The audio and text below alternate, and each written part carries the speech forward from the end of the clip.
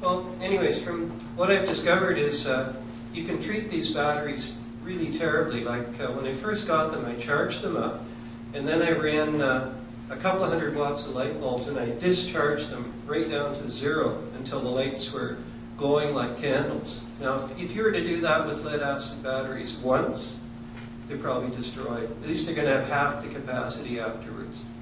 And then after doing that, I hooked them up to the solar panels with no controller at all, and I charged them hard for 2 weeks. They were bubbling and bubbling, and I had to add water to keep them up to the top. And then I tested them, and sure enough, just like Edison's pamphlet from 1914 said, they had improved and they had gained capacity.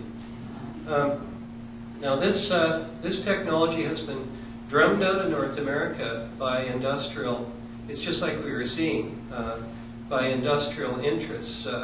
Things disappeared. Now I formed the nickel iron, I'm one of the suppliers, but a minor one. And there's 3 others in North America, and the Chinese company that makes them. And I was trying to get everyone to cooperate, and no one would. So about 2 weeks ago, on a Friday, I took out a domain name called nickel-iron-battery.com. And if you want to learn more about it, just remember it's nickel iron battery, singular, with dashes in between.com. And I wrote a factual page modified from the wiki that's incorrect. And I added pictures of my home and different things. And at the bottom I put a list of all the manufacturers and suppliers in North America. I think there's only 4, and other than me. And I hadn't been able to get them to cooperate, so I emailed them all and I said, we, a slight lie, have formed the Nickel Iron Battery Association. And would you, out of courtesy, we have added your name to the list. If you would like to be removed from the web page of the Nickel Iron Battery Association, you're welcome to do so. But when they look down and they see all their competition, lo and behold, all of them decided to join the Nickel Battery Association. So, a bit of social, I guess that's social engineering. Yeah, right. But I think we've got things rolling, and they can be purchased. They're about triple the price of lead-acid batteries, but when people are doing work with solar energy, maybe we can go back to the, just with the solar panels on the roof. Is that possible? Yeah. Anyways, oh yeah, and the other thing you'll see on the Nickel Iron Battery page is I'm an inventor and I have a number of patents for things. And I'm getting towards the end of my life, so I'm a great believer also in open source. So I started an open source movement to do further research on nickel iron batteries. And I took all my best ideas and I put them out there and I said, these ideas, now that they're in public exposure, are protected in much the same way as the GPL or General Public License 2 for software. And so I reminded everyone that this means that you cannot patent whatever you might discover by using these ideas. And a couple of the ideas are, the nickel iron battery, it tends to lose its water more quickly than other batteries because it generates more hydrogen than other batteries. So there's a type of a cap that has a platinum catalyst wool inside of it, and it's used on lead-acid batteries. And what it does is it captures the hydrogen and oxygen, it hits the platinum gauze, and it recombines and it drips back down into the battery. And that's a great concept. The only problem is that lead-acid batteries have sulfur in them, sulfuric acid, which poisons the catalyst. So these very expensive caps that are about 20 bucks each, they wear out in about 2 years, and so they're not practical. But the nickel iron battery does not contain any sulfur. It only contains potassium hydroxide, a little bit of lithium hydroxide, and distilled water, and nickel and iron. And none of these things are poisons for the catalyst that's used. So theoretically, if you put that cap on a nickel iron battery, it would restore the water, and the caps probably wouldn't wear out for a very long time. Perhaps they wouldn't wear out. That's not known. There's other ideas on the site you can look at. But I'll close with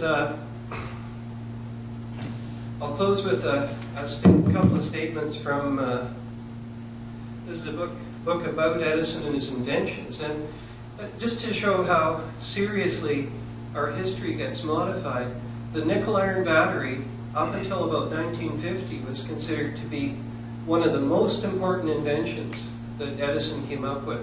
It was used in submarines, used in all the trains in North America, and yet I had no idea that he even invented a battery. So it's amazing how we lose history. But I'm a great believer as a designer in looking at, like right now I'm working with Jim Harrington. We did the hydrogen-assisted boat, and we observed that the crowning time of electric boats was 1892, the Chicago World's Fair. This will blow your mind. I just was just astonished when I discovered it. There's lots on the internet about it.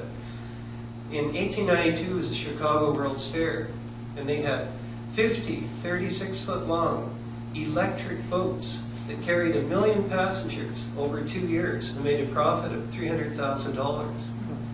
So the electric boat industry was very strong in the 1890s.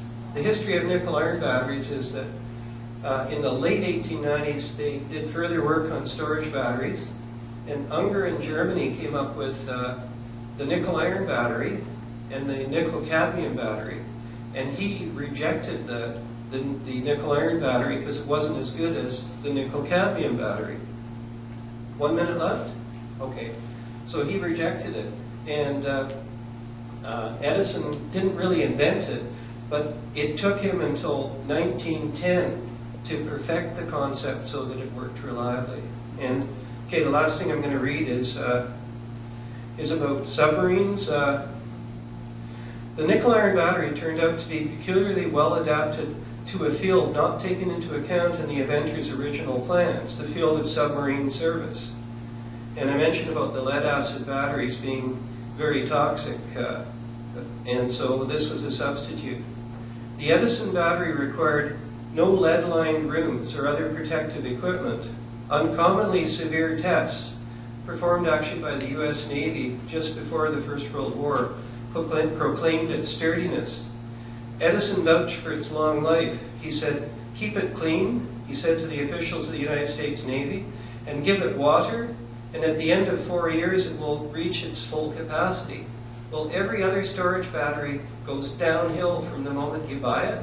The nickel iron battery improves for 4 to 8 years, and then it stabilizes, and it only loses a very small percentage, like 1 or 2% of its capacity over a 40-year span, and some have reached 100. There's one at the Smithsonian that's 99 years old, still running. So anyways, so the Edison storage cell was also adapted to battery use for radio broadcasts and was widely used throughout the early to mid 20th century. And it was used, that's when this book ended, but it was actually used until 1970 when the Exide Battery Company worked to get it off the market. So anyways, I'm hoping that this is the ideal solution for solar homes, because lead acid batteries are a very bad solution. That's it.